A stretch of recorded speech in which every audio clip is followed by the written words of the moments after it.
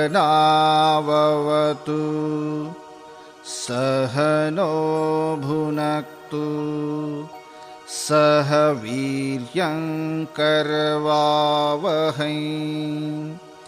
तेजस्विनावधीतमस्तु मा विद्विषावहै। ॐ शान्ति शान्ति शान्तिः।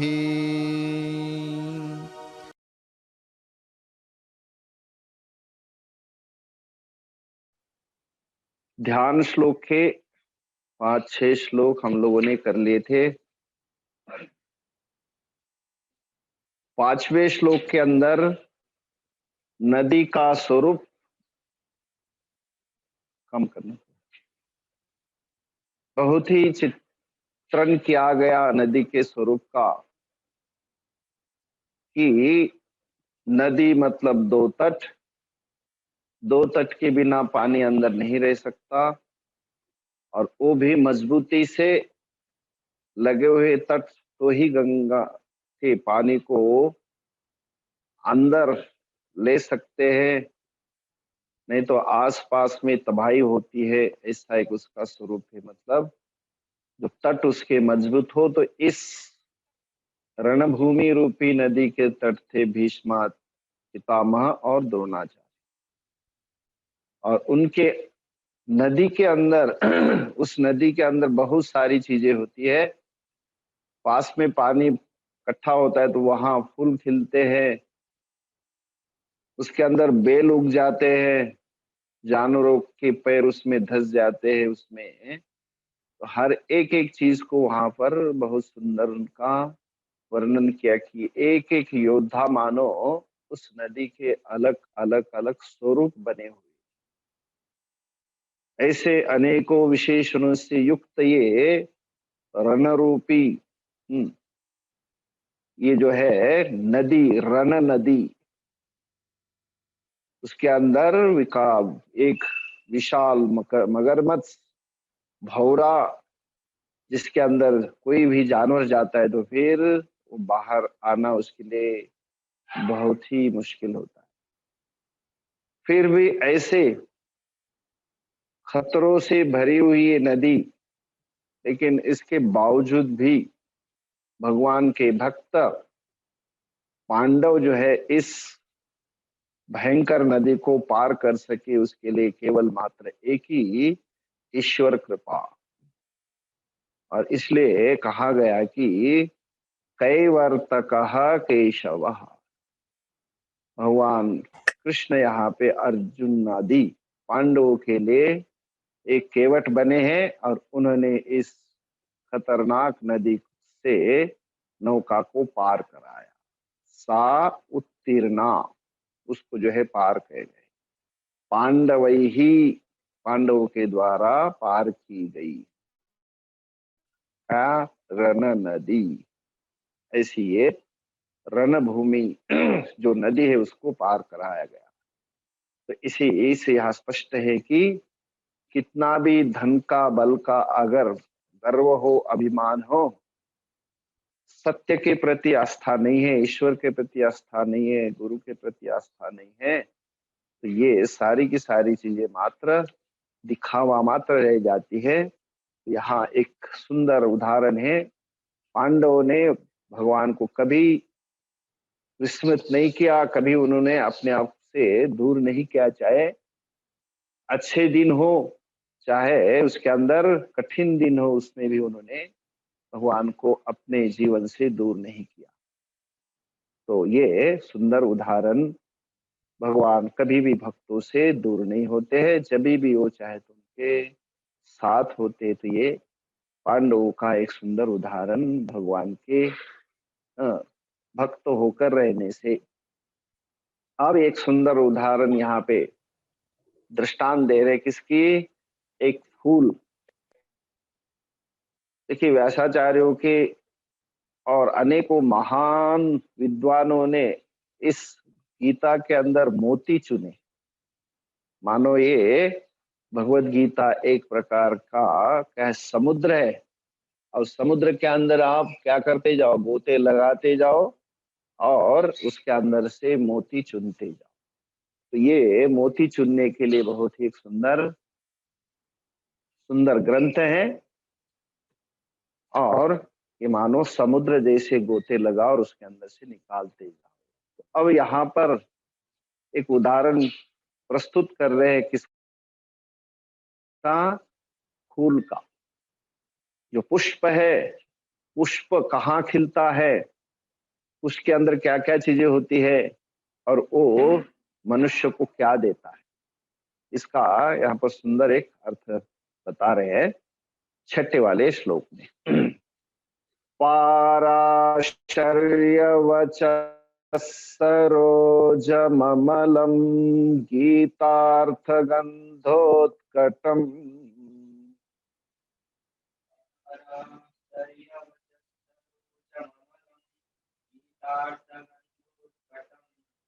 नानाख्यानककेसरं हरिकथा संबोधनाबोधितम्।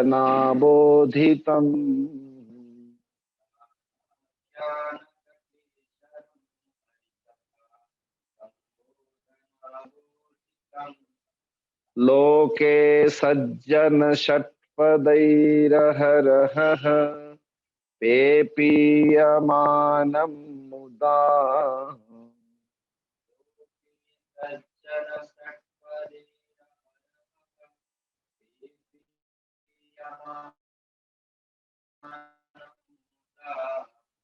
भूयाद् भारत पंकजं कलिमल प्रध्वंसी न श्रेयसे।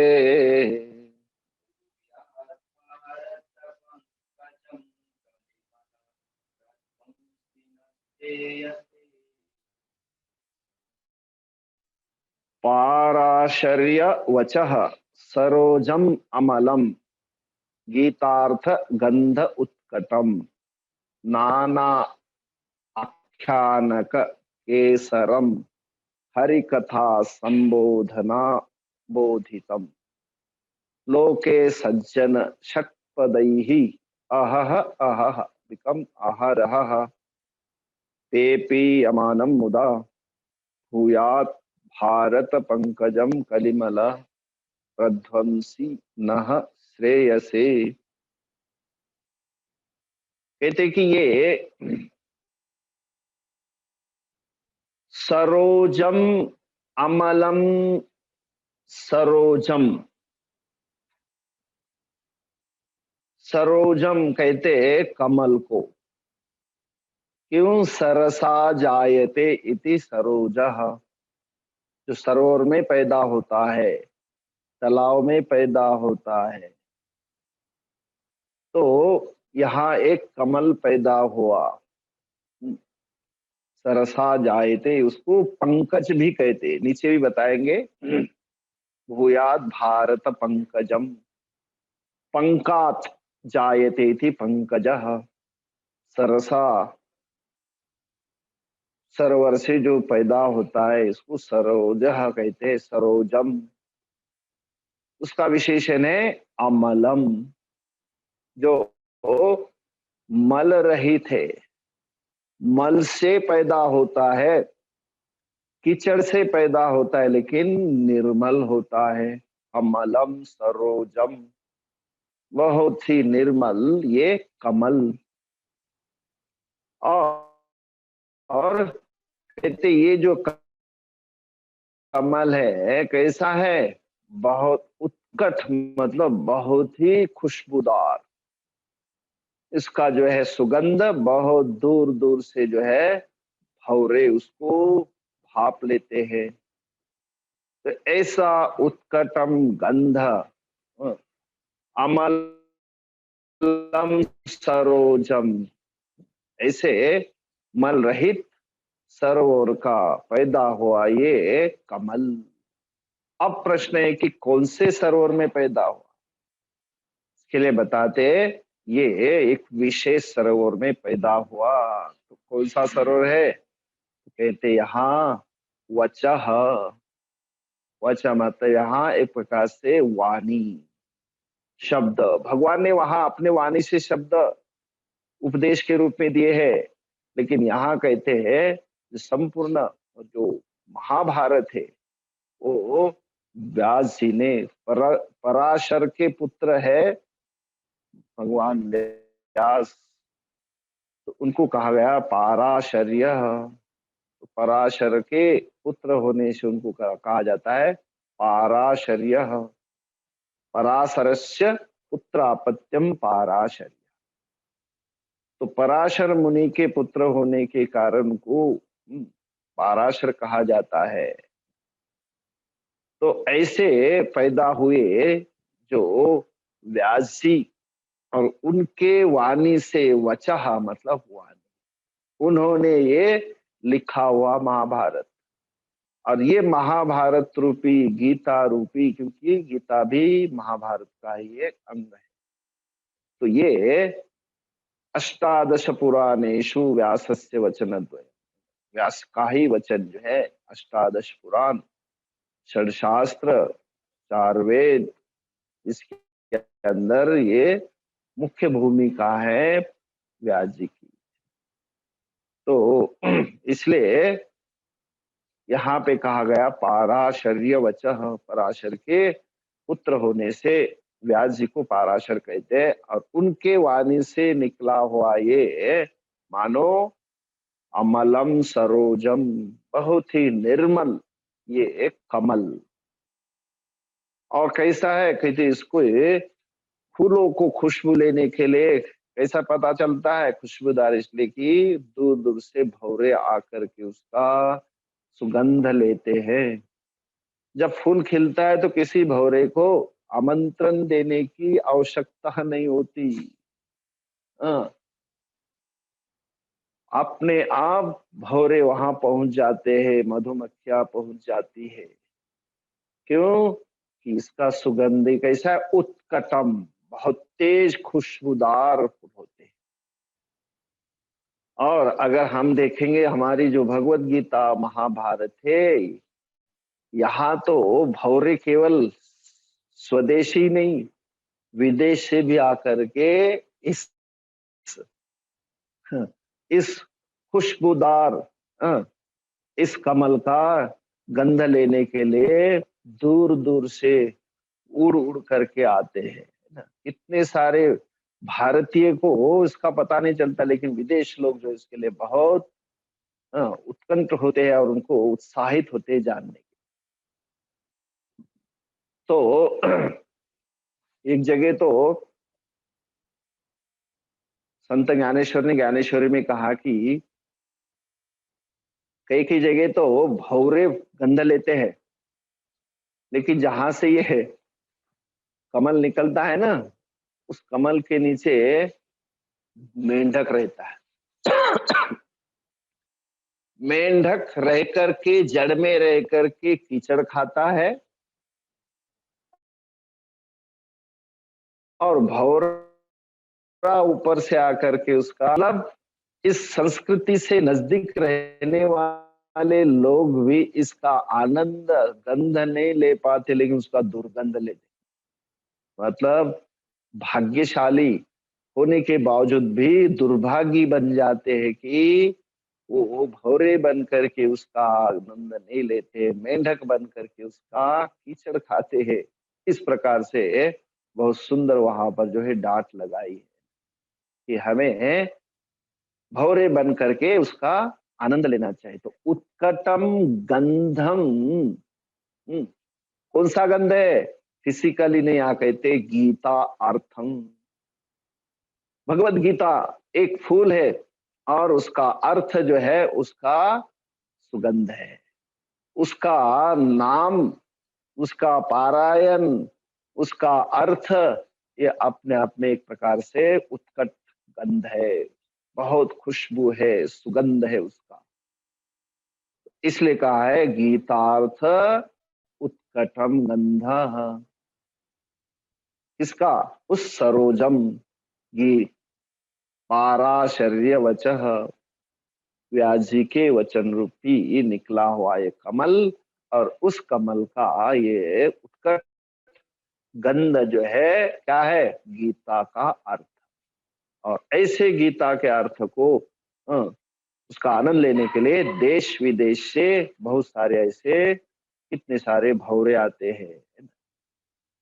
तो कहते हैं इसके अंदर जो व्याख्यान है कई प्रकार से, नाना आख्यानक केसरम, इसका जो आख्यान है कई प्रकार से, हे केशव, हे वहां कभी कभी केशव कहा है।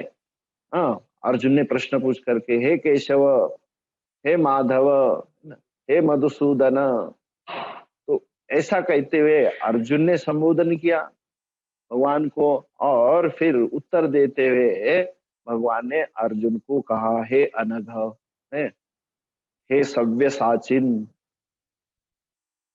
हे अर्जुन, हे कौंतेय, हे पार्थ, अनेकों आख्यान और संबोधन है। संबोधना बोधितम हरि कथा, इसके अंदर और दूसरी कथा नहीं है। ये कथा आपके संसार की व्यथा को मिटाने वाली। तो ऐसी ये कथा किसकी, हरि। हरि मतलब सर्वान पापान हरति, मेरे कष्ट को हराने वाले हरि कहते हैं। और हरि कथा मतलब भगवान की, यहाँ पे भगवान की कथा मतलब भगवान का यहाँ पे ज्ञान। हर एक अध्याय में, हर एक अध्याय के श्लोक के अंदर अगर बताया तो केवल मात्र भगवान का स्वरूप, भगवान के व्यापकता का स्वरूप, भगवान के ज्ञान के अनेकों स्वरूप, ये सारी चीजें बताई। इसलिए कहा जाता है हरि कथा। ये क्या है, एक प्रकार का केसर है, क्योंकि फूलों के अंदर केसर होता है, गोल इसमें लगा हुआ। और वो केसर मानो इस फूल का, इस भगवत गीता का, महाभारत का क्या है, संबोधना बोधितम नाना आख्यानक, कई प्रकार का आख्याने व्याख्याने भगवान ने सुनाया हुआ। उसके अंदर भगवान ने संबोधन करते हुए अर्जुन को बोधित किया है, अर्थ को समझाया है ना। बुध तू नो बोधितम, है ना, उनको अवगत कराया, उनको समझाया। तो शुरू में अर्जुन बिल्कुल तैयार नहीं थे और चाहते थे कि मैं बिल्कुल ये युद्ध नहीं करूंगा और मैं जानना भी नहीं चाहूंगा करके वहां से अपने कर्तव्य से क्या कहा था कि मैं शोक संविघ्न मानसः, उस रथ के पिछले भाग जाकर के बैठ गया। और व्याकुल मन वाला, शोकाकुल मन वाला अर्जुन। लेकिन ऐसे अर्जुन को भगवान ने क्या क्या संबोधन करते हुए उनको बोधित किया। संबोधना बोधितम, संबोधन कहते हैं जो 7 कारक है उसके अंदर एक संबोधन है। तो उस संबोधन के लिए कहा जाता है, हे अर्जुन, हे अनघ, हे पार्थ, हे कौंतेय। और कभी अर्जुन ने भी भगवान को संबोधन किया, हे भगवान, हे केशव। तो इस प्रकार से अर्जुन का अटेंशन लेकर के उनको बोधित किया, क्या, हरि कथा, भगवान का जो ज्ञान है उसको समझाने की चेष्टा। और वही एक प्रकार से इस फूल का क्या है, केसर है। नाना आख्यानक केसरम हरि कथा, ये भगवान की कथा मानो, ये संपूर्ण जो उपदेश है एक प्रकार से संबोधन करते उसको बोधित किया। ऐसा आख्यानक ये जो है केसर है, इस कमल रूपी फूल का, इस गीता रूपी फूल का।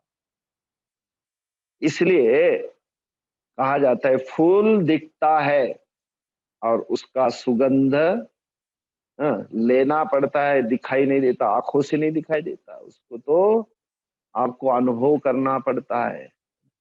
तो इसलिए उस महक को जानने के लिए क्या करना चाहिए, अपने आप को खुद एक प्रकार से क्या बनना चाहिए, अपन को भौरा बनना चाहिए, है ना।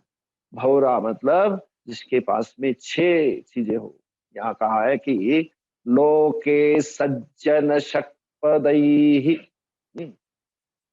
लोके इस संसार में हम आए हैं, इस सृष्टि के अंदर हम आए हैं, तो उसके अंदर हमें क्या बनना चाहिए? सज्जन।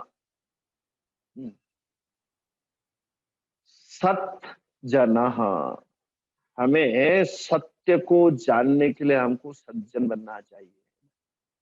दुर्जनता एक जो है एक प्रकार से हमारे अंदर घुस जाती है विकारों के माध्यम से, और उस दुर्जनता को हमें अंदर अंदर अंदर जो है प्रवेश नहीं करने देना, और हमारे अंदर सज्जनता है ना, सुसंस्कारों से अपने आप को सुसज्जित करना, ये हमारा पुरुषार्थ होना चाहिए। तो हम लोग इस संसार के अंदर जो भी सज्जन है, जो सत्य को जानना चाहते हैं, सत्य के पथ पे है, ऐसे सज्जन, और वो सज्जन कैसे है? षटपदई, जिनको 6 पैर है, 6 पैर वाले। अरे मनुष्य को 2 पैर है, उनको 6 पैर कैसे कह रहे हो? तो कहते नहीं, आप भले इस दोनों चरणों को एक बाजू में रख दीजिए, लेकिन अंदर जो हमारे अंदर क्या है, एक प्रकार से जो ज्ञान इंद्रिया है, इन ज्ञान इंद्रियों को लेकर के कहा कि ये आपकी क्या है? ये आपके पैर है।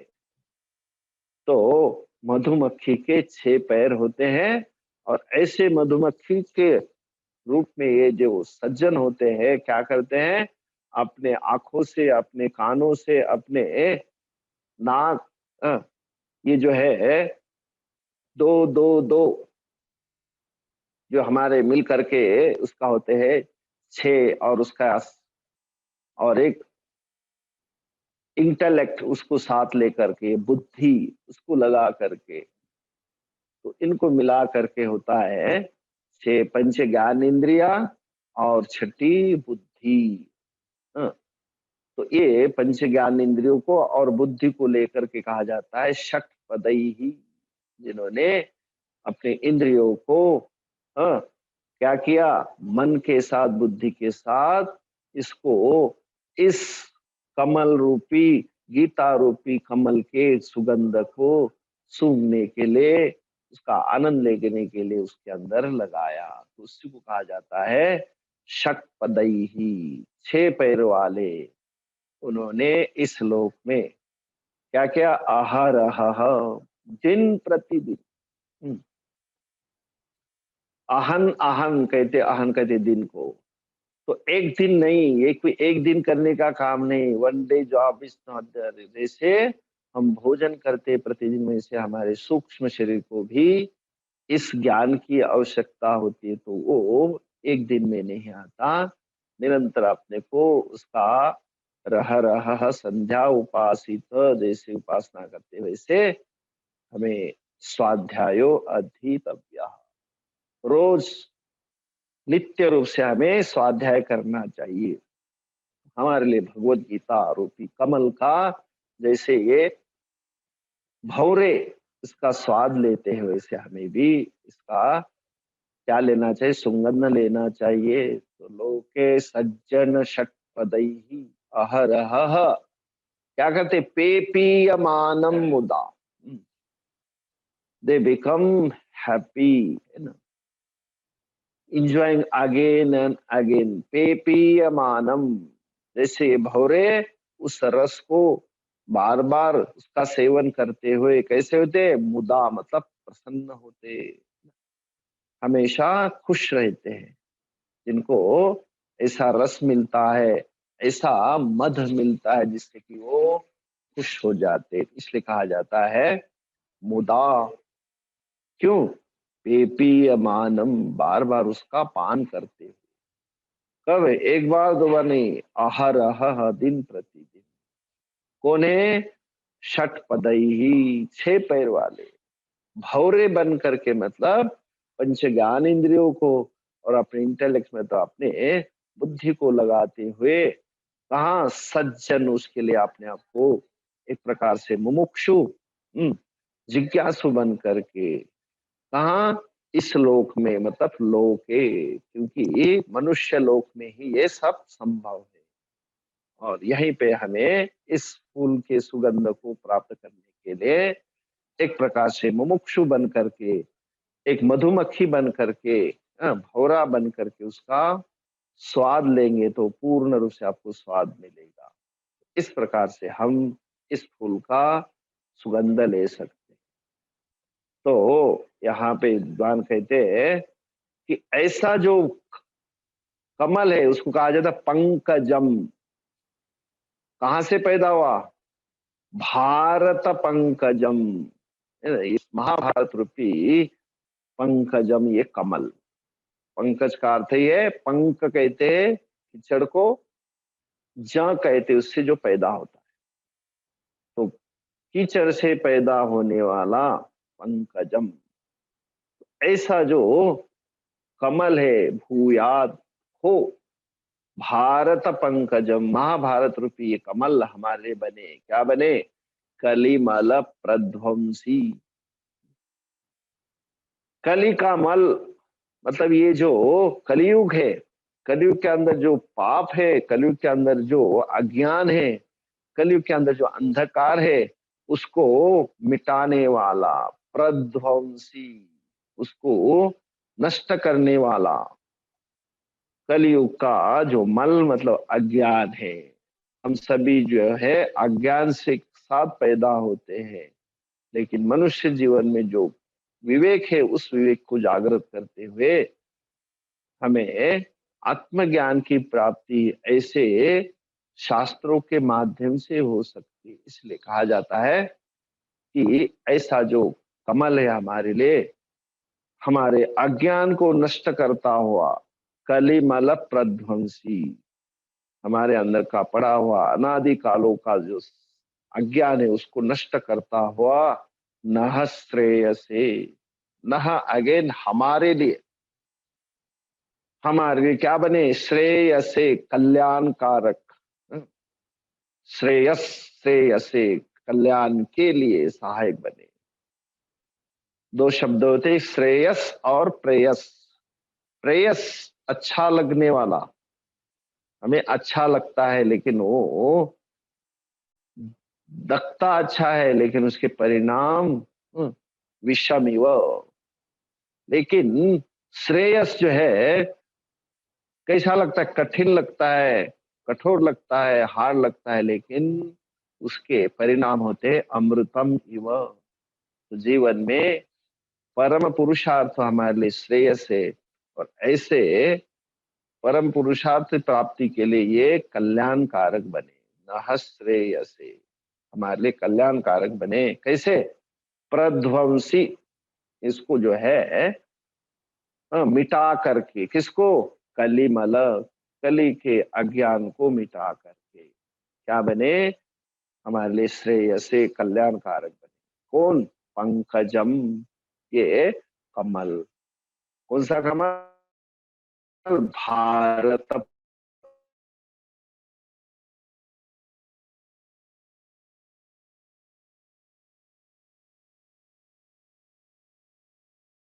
पंकजम। इस महाभारत रूपी से सुंदर कमल का एक प्रकल्प यहाँ पे एक उदाहरण दिया है, जो पैदा हुआ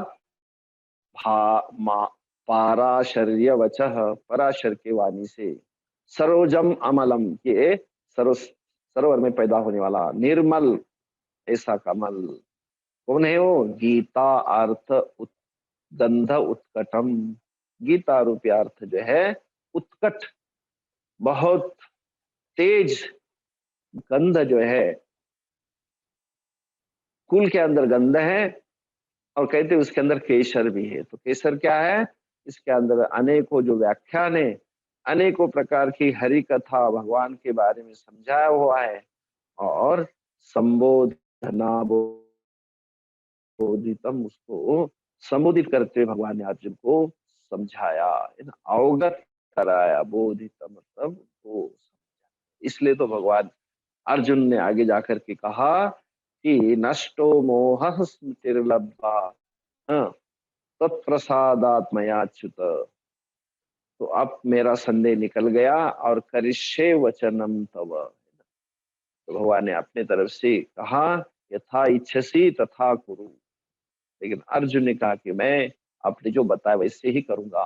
तो अर्जुन को जो संबोधन करते हुए समझाया, तो और वो भगवान ने जो है उसको समझा करके अर्जुन के लिए सार्थक करा दिया। इसलिए संबोधना बोधितम लोके सज्जन, इस संसार में सज्जन जो विवेकी जिज्ञासु मुमुक्षु है, वो षटपदई ही, वो मानो 6 पैर वाले पंच ज्ञान इंद्रिया और मन बुद्धि को लगा करके वही 6 पैर प्रयोग में लेते हुए, एक दो बार नहीं, अहर अह दिन प्रतिदिन पेपीय मानम मुदा, बार बार उसका आनंद ले करके प्रसन्न हो रहे हैं, पान करके प्रसन्न हो रहे हैं। तो इसलिए ऐसा जो कमल रूपी महाभारत रूपी ये कमल है, भूयात भारत पंकजम, महाभारत रूपी पंकज, ये कमल कलिमल प्रध्वंसी, कली के मल को ध्वंस नष्ट करने वाला हमारे लिए नाह श्रेय से, हमारे लिए क्या बने, कल्याणकारक बने। और एक आगे, मूकं करोति वाचालं पंगुं लंघयते गिरिम,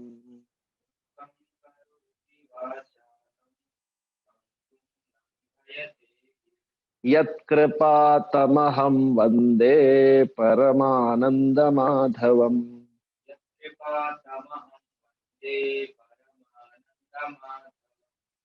मूकम करोति वाचालम, वहां कहते जो मूक मतलब गूंगा है उसको भी वाणी देते हैं, वाचालम करोति। और जो पंगु मतलब लंगड़ा है वो भी गिरिम लंघते, बड़े बड़े पहाड़ों को भी पार करने के लिए वो समर्थ होता है। इसका मतलब कहा जाता है केवल मूकम वाचालम करोति ऐसा नहीं है, और जो ज्यादा बकबक करता है उसको भी मूकम करोति, वाचालम मूकम करोति, दोनों भी हो सकता है। जो गूंगा है उसको वाणी देते हैं, और वो ज्यादा वाणी बोलता है तो उसको भी क्या कराते हैं, उसको भी एकदम शांत कराते हैं। मूकम करोति गिरिम लंघयते, कौन, पंगुम जो असमर्थ है वो समर्थ बन जाता है। कौन, परमानंद माधवम, भगवान कृष्ण जो है कैसे खुद आकर के, तो कहते नहीं, यत कृपा, जिनकी कृपा ही, अगर हम उनके पात्र बनते हैं, योग्य बनते हैं, उनके भक्त बनते, तो अवश्य ही आपको उनकी कृपा के माध्यम से आप समर्थ हो जाते हैं। बोलने में समर्थ हो सकते हैं और चलने में समर्थ हो सकते हैं, क्योंकि उसके लिए मुख्य कारण है यत कृपा, परम आनंद माधवम, परम आनंद के स्वरूप माधव, माँ का अर्थ है लक्ष्मी, धव का अर्थ होती है उसके पति, लक्ष्मीपति माधव भगवान विष्णु का स्वरूप, और वही परम आनंद है। और ऐसे परमानंदम अहम वंदे, और जिनकी कृपा से ये सब कुछ संभव है, यत कृपा, जिनकी कृपा से संभव है, वो तम अहम वंदे, उनको मैं नमस्कार करता हूँ। आगे, यम यम ब्रह्मा वरुणेन्द्र रुद्र मरुत स्तुन्वन्ति दिव्यैस्तवैः,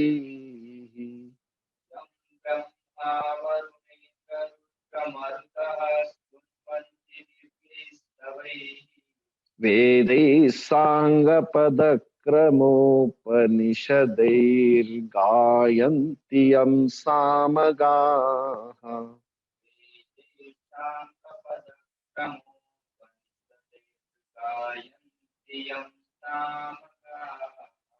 ध्यानावस्थिततद्गतेन मनसा पश्यन्ति यं योगिनः,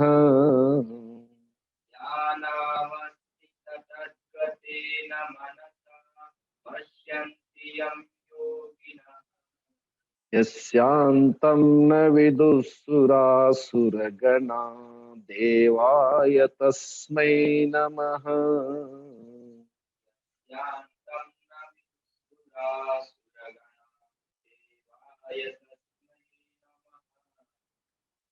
कहते तस्मै देवाय नमः, इससे भगवान को हमारा नमस्कार। कौन से? तो कहते यम, जिनको, पहली लाइन यम मतलब जिनको, जिनको ब्रह्मा वरुण इंद्र रुद्र मरुत स्तुन्वंती, ये देवता के बारे में, देवता लोग ब्रह्मा जी है, वरुण है, इंद्र रुद्र और मरुत जो वायु देवता आदि क्या करते हैं? स्तुति करते हैं। कैसे स्तुति करते हैं? तो कहते हैं लोकली दिव्य ही स्तवई ही, उनके अपने जो देवता है तो वो दिव्य स्तोत्र का पाठ करते हैं। दिव्य ही स्तवई ही स्तुन्वंती, तो ये तो स्तुति करते हैं स्तोत्रों के द्वारा देवता लोग। कुछ लोग गाते हैं। ऐसे तो कहते वेद ही स अंग विकम सांग पद क्रम उपनिषद ही सामगाहा यम गायंती, साम का गान करने वाले गा कर क्योंकि प्रार्थना करते हैं। क्या गायन करते हैं? तो वेद के माध्यम से वेद ही, सांग अंग, अंग के साथ पद, एक एक पद, क्रम उसका क्रम, और उपनिषद ही उपनिषदों के द्वारा उनका गान करते हैं। तो इसके कई प्रकार के घन पाठ, पदक पाठ, कर्म पाठ आता है, जिसे हमने कभी यह सुना होगा, ओम गणाना त्वा त्वा गणपति गुम गणाना त्वा गणपतिम। इस प्रकार से ये घन पाठ भी होता है, क्रम पाठ होता है, कई प्रकार के वेदों के पाठ होते हैं। उनके द्वारा वेद ही अंगों के साथ, पदों के साथ, कर्म के साथ, उपनिषदों के द्वारा साम गाहा यम गायंती, साम को गाने वाले उनके गान करते हैं, उससे वो प्रार्थना करते हैं। साम ही गायंती साम गाहा। तो स्तोत्रों से, दिव्य स्तोत्र से देवता लोग स्तुति करते हैं। साम को गाने वाले इन सारे अंगों से, वेदों से, पद से, कर्म से, उपनिषद का गान करते हैं। और योगिनः पश्यन्ति यम, योगी लोग उसको देखते हैं, लेकिन चर्म चक्षु से नहीं, मनसा। मन से, मतलब मन से कहाँ देखेंगे? मन आपका दिखाई नहीं देता, मन को आपके चक्षु ने, लेकिन मन से देखते। कैसे? ध्यान अवस्थित तद्गतेन मनसा, ध्यान में अवस्थित होकर के, एकाग्र में होकर के सारे संसार को अपनी जगह छोड़ करके अपने आप अंदर उतरते हैं अपने, तो ध्यान अवस्थित, अपने आप में अंतर्मुख होकर के उसके अंदर जो मन है, मन तद्गतेन मनसा, ऐसा पवित्र हुआ, एकाग्र हुआ मन, ऐसे कौन? योगिनः, योगी लोग केवल फिजिकल जो एक्सरसाइज करने वाले वो योगी नहीं, अपने आप को जोड़ते हैं भगवान के साथ, जीव को शिव के साथ जोड़ने वाले। तो योगिनः यम पश्यन्ति, योगी लोग उनको देखते, लेकिन मन से, ध्यान में अवस्थित होकर के। और ऐसे तस्मै देवाय नमः, ऐसे देवता को नमस्कार करते हैं। यस्य अंतम न विदुहु, जिनके स्वरूप का अंत किसी को अभी तक पता नहीं चला। वो कथा आती है एक जगह, ब्रह्मा जी सिर की तरफ गए भगवान को जानने के लिए। हाँ, ब्रह्मा जी ऊपर गए और उन्होंने आकर के आके नहीं, मुझे आपके सिर का दर्शन, एक केवड़े का फूल लेके आए। लेकिन ब्रह्मा जी ने कहा तो सही कि आपका अंत हमने देखा सिर का, तो अंत नहीं देख पाए थे, फिर भी उन्होंने असत्य बोला, इसलिए कहा कि तुम जो है, तो क्या प्रमाण है? तो उन्होंने कहा केवड़े का फल, ये फूल लाया था। तो उनको अभिशाप मिला कि तुमने अंत तो देखा नहीं कहाँ तक सिर है, लेकिन आपने हाँ देखा करके बोल करके असत्य बोला, इसलिए ब्रह्मा जी आपका अपने असत्य कहा है, इसलिए आपका कहीं भी मंदिर नहीं बनेगा और आपका कोई पूजा नहीं कर पाएगा, है ना। तो इसलिए कहा जाता है अभिशापित हुए। और एक तरफ जो है विष्णु गए तो कहते हैं विष्णु जी ने वहां पर क्या क्या कहा कि नहीं यार मैं आपके अंत को नहीं देख पाया, लेकिन उनको सत्य बताया कि मैं आपके पैरों का चरणों का अंत नहीं देख पाया।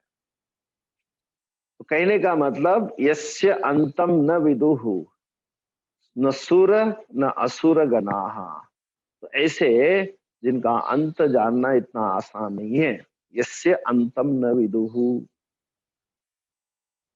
तस्मै देवाय नमः, जिन्होंने सुरों ने असुरों ने गणों ने आपके अंत को देख नहीं पाए, ऐसे हाँ, ऐसे भगवान को देवाय तस्मै नमः। तो कुछ लोग स्तोत्रों से स्तुति करते हैं देवता लोग, कुछ उसको गान करते गायंती, कुछ लोग मनसा पश्यंती, पवित्र मन से शुद्ध अंतकरण से उनको देखते हैं। और ऐसा होने के बावजूद भी देव विदु सुर असुर गणाहा यस्य अंतम न विदु, उनको अपने अंत के साथ नहीं जान पाए। तो ऐसे भगवान को केवल नमस्कार ही कर सकते हैं न। तादृशाय नमो नमः, यादृशोषि महादेव, आप जैसे भी हो वैसे भगवान को मेरा नमस्कार। तो इस प्रकार से इस श्लोक के साथ में हम लोगों ने इस ध्यान श्लोकों को देखा है। अब इसको आखिरी वाले को साथ में होते एक बार।